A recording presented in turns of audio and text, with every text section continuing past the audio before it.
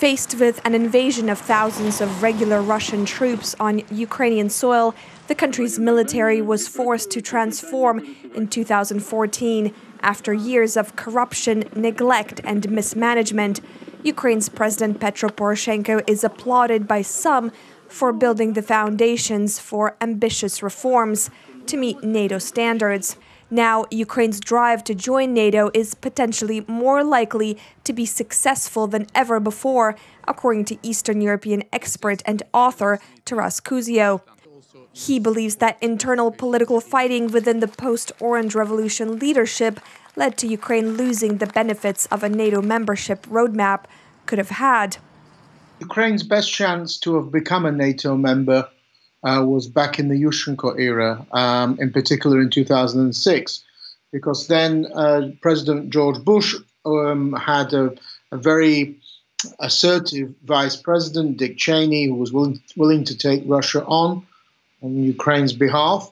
And George Bush was supposed to come to Ukraine in June of 2006 and basically bless Ukraine's movement towards joining or being invited into a membership action plan, which is the antechamber where you prepare for membership.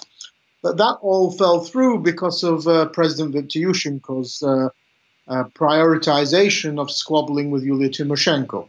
Russia's hybrid war, Ukraine's lackluster defense industry reform, and some wariness among NATO allies and partners towards Kyiv are arguably the main factors stifling the country's chances of joining the US-led military alliance. But it's clear that this cannot be used as a form of rebuttal against Ukraine. We can't invite Ukraine in because a part of its territory is occupied by a foreign country. Well, West Germany was a founding member of NATO and the EU, and a third of its territory was occupied by the Soviet Union.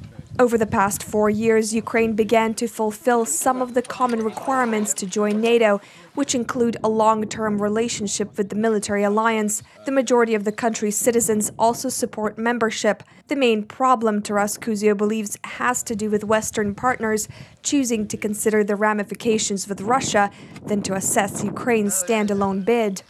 The big elephant in the room is Russia. And Ukraine has always had to battle since the late 1990s this problem that, okay, we let you into NATO or the EU, and then what happens with Russia? So Ukraine's always had to battle this problem that, look, you should be dealing with us alone. Ukraine's mammoth military industry is the world's 9th largest arms exporter, and its defense spending makes up 5% of the GDP, more than some NATO states, including Germany and the UK. The Ukrainian government plans to hold a referendum on NATO membership in March next year. It's expected a majority will vote in favor.